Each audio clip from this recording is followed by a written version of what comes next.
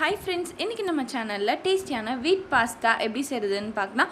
ரொம்ப சிம்பிளான ரெசிபி. டக்குன்னு செஞ்சிடலாம். வாங்க வீடியோக்குள்ள போலாம். இந்த பாஸ்தா ரெசிபிக்கு 2 கப் அளவுக்கு கோதுமை மாவு ஆட் பண்ணிக்கலாம். இப்போ இதில் தேவையான அளவு சால்ட் ஆட் பண்ணிக்கலாம்.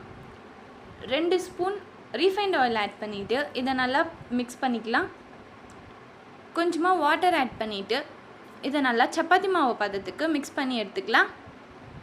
இப்போ மாவு பிசைஞ்சு ரெடி ஆயிடுச்சு. இப்போ இந்த மாவை ஒரு 15 மினிட்ஸ் போல் க்ளோஸ் பண்ணி நல்லா ஊற வச்சிடலாம். 15 மினிட்ஸ் ஆயிடுச்சு. மாவு ஊறி ரெடி ஆயிடுச்சு.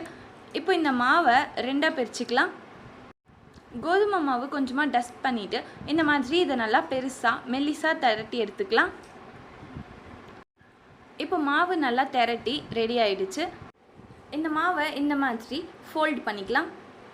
ஃபோல்டு பண்ணிவிட்டு இந்த மாதிரி இதை கட் பண்ணிக்கலாம். இதே மாதிரி மற்ற இருக்க மாவு எல்லாத்தையுமே செஞ்சு எடுத்துக்கலாம். எல்லாத்தையுமே ஒரே ஷேப்பில் கட் பண்ணி எடுத்துக்கலாம்.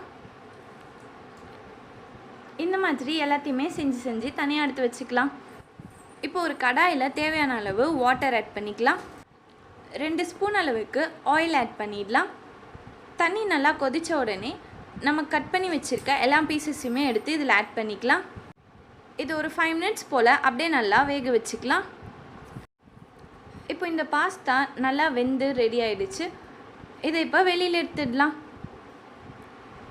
இப்போ இதில் இருக்க எல்லா பாஸ்தாவுமே எடுத்து வடிகட்டுற பாத்திரத்தில் ஆட் பண்ணியாச்சு. இதில் கொஞ்சமாக கோல்டு வாட்டர் ஆட் பண்ணிவிட்டு நல்லா இதை கூல் பண்ணிக்கலாம்.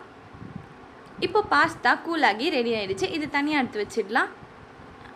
இப்போ ஒரு கடாயில் தேவையான அளவு ஆயில் ஆட் பண்ணிவிட்டு 1/2 ஸ்பூன் அளவுக்கு சீரகம் ஆட் பண்ணிக்கலாம்.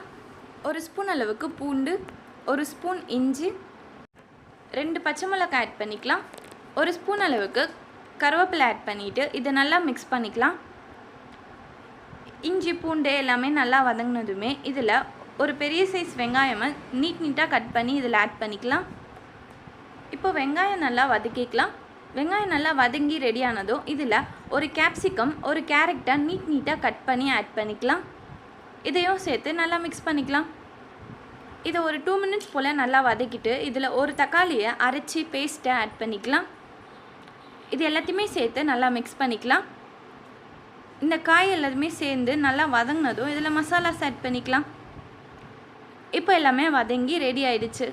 1/4 டேபிள் ஸ்பூன் அளவுக்கு மஞ்சள் தூள், 1 ஸ்பூன் மிளகாய்த்தூள், 1/2 ஸ்பூன் மல்லித்தூள், 1/2 ஸ்பூன் அளவுக்கு சீரகத்தூள் ஆட் பண்ணிவிட்டு தேவையான அளவு சால்ட் ஆட் பண்ணிக்கலாம்.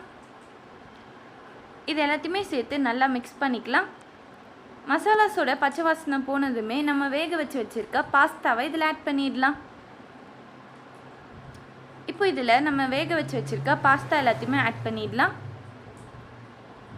இந்த மாதிரி இதை நல்லா மிக்ஸ் பண்ணி எடுத்துக்கலாம். இதில் கொஞ்சமாக கொத்தமல்லி ஆட் பண்ணிவிட்டு இதை சேர்த்து நல்லா மிக்ஸ் பண்ணிக்கலாம். அவ்வளோதான், நம்ம டேஸ்டியான பாஸ்தா ரெடி. ரொம்ப சிம்பிளான பாஸ்தா ரெசிபி நம்ம வீட்டிலே செஞ்சுக்கலாம். ரொம்ப டேஸ்ட்டாக சூப்பராக இருக்கும். கண்டிப்பாக இந்த ரெசிபியை ட்ரை பண்ணி பாருங்கள். எப்படி இருக்குன்றத கமெண்ட் பாக்ஸில் ஷேர் பண்ணுங்கள். இந்த வீடியோ பிடிச்சிருந்தால் லைக் பண்ணுங்கள், ஷேர் பண்ணுங்கள். நம்ம சேனலை சப்ஸ்கிரைப் பண்ணாதவங்க சப்ஸ்கிரைப் பண்ணிவிட்டு பக்கத்தில் இருக்க பெல் ஐகான் ப்ரெஸ் பண்ணிவிட்டு அதில் ஆல் அண்ட் ஆப்ஷன் கொடுத்துக்கோங்க. அப்போ தான் நம்ம சேனலில் போடுற வீடியோஸ் நோட்டிஃபிகேஷன்ஸ் எல்லாம் வரும்.